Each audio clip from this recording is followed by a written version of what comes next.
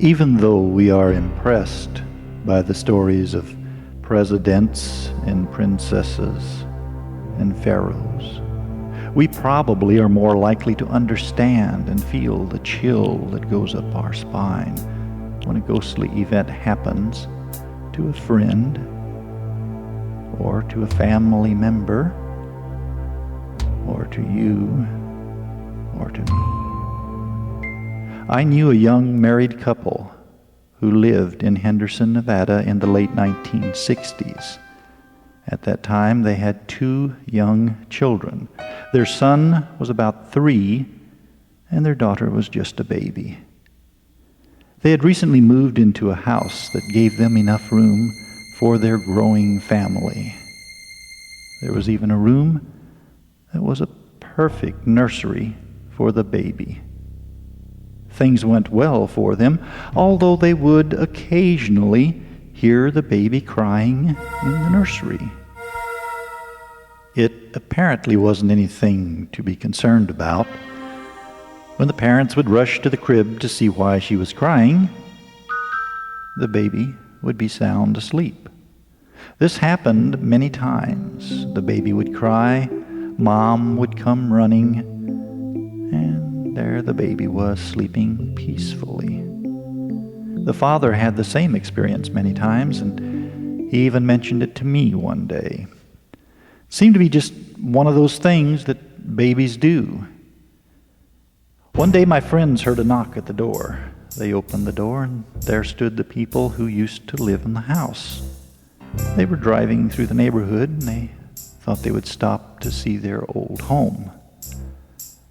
They were invited inside, and they had a nice conversation, and my friends then began showing the visitors some of the changes they had made in the old house. There was the new paint, the cabinets, the carpets. From room to room, they pointed out various improvements. They saved the nursery for last.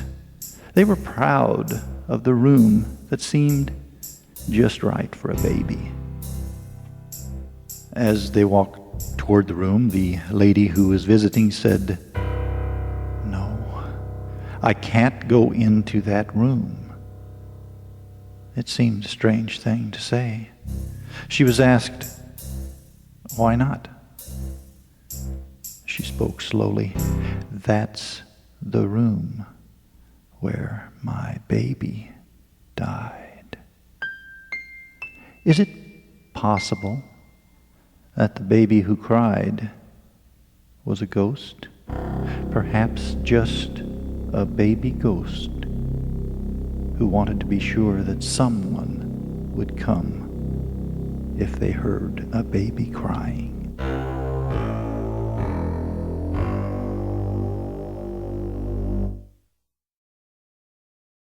My aunt died during the 1980s. She had had a long, happy life and a big family. Her son, who was my cousin, was getting ready to go to her funeral.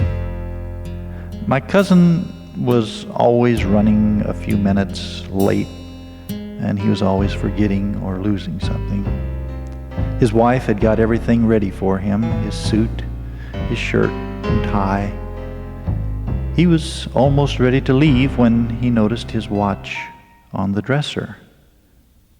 It was the watch his mother had bought for him when he was much younger.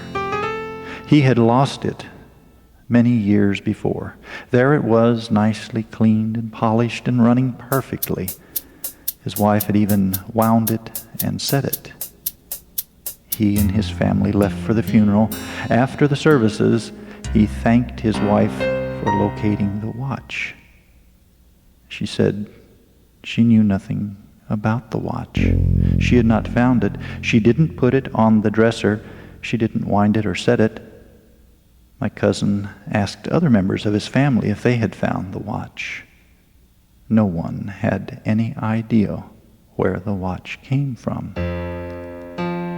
My cousin realized it was his mom who put the watch on the dresser. It was just his mom's way of making sure he wouldn't be late for her funeral.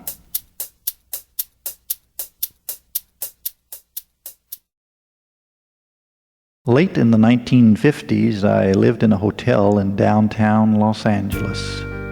It was on Spring Street. The warehouse where I worked was about 1.5 miles east of downtown, near the Alameda district. I walked to work and back every day. On the way home each evening, I would stop to eat at a restaurant. I liked to walk a different route every day. Sometimes I would walk 2 or 3 miles out of my way just to see a different part of what was in those days a beautiful city. Downtown Los Angeles had marvelous old buildings with ornate designs and gargoyles. Most of the skyscrapers in those days were exactly 13 stories tall. It was a law to keep buildings safe in case of an earthquake. Don't exceed 13 stories. As I walked in different areas, looking at different buildings, I also ate at a different restaurant almost every night. The restaurants in those days were not fast food specialty shops. They were restaurants with personality and individual recipes. Potatoes were not always French fries. One night, when I was walking home, I wandered a different path and found myself in an area that I had never before seen. Quaint old buildings and storefronts, and there was a restaurant. I walked in, and as I entered the front door, I saw a lady wearing an apron who was walking forward from the back door that led to the kitchen. I sat down at the attractive counter, and I noticed there were no menus, and the lady was carrying 2 plates of food. She set the food down in front of me, and then she reached into a cold storage area and got a bottle of milk and poured me a glass of cold milk. I had hoped for a menu because I wanted to order some beef stew. I had a craving that day for the beef stew my mom used to make with biscuits. However, there was no need for a menu because there in front of me was a big dish of beef stew and a plate of biscuits. Lucky me. When I finished, I asked, "How much?" $1, she said, the only words she had spoken. The next night, I had a hunger for fried chicken like my mom used to make. I remembered the fried potatoes, the coleslaw, and I also had a yen for banana cream pie. I found myself walking in the front door, and again, here came the lady with the food. Fried chicken, of course, with coleslaw, fried potatoes. She poured me a glass of milk, and she said nothing. I noticed there was no one else in the restaurant again. No employees, no customers. Well, the word would get around. I asked how much, thinking there might be a higher price for the bigger meal. After all, I'd had a salad and a piece of banana cream pie. $1. That's what she said again. Each evening that week, I would find my way to the restaurant. I never actually noticed what street it was on. I just went by landmarks, past this drugstore, turned right at this vegetable stand, looked for an awning, past the old apartment house where the children played on the porch. Each time I walked into the restaurant, the apron lady came forward from the kitchen carrying whatever food I happened to want. I never ordered anything, and all the lady ever said was $1. There was never anyone else in the restaurant.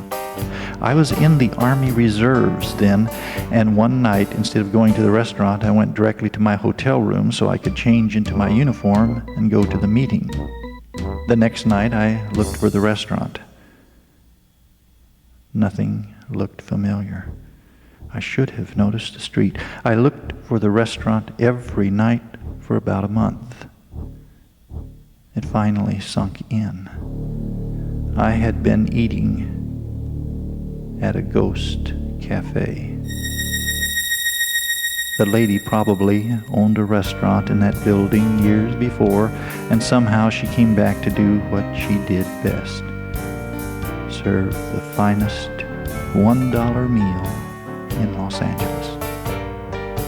If you're ever in downtown Los Angeles, you want to eat at the Ghost Cafe, I can tell you it's in a building somewhere between Temple and 6th Street and between Broadway and Los Angeles Street. But don't go there unless you crave something special, and make sure you have $1.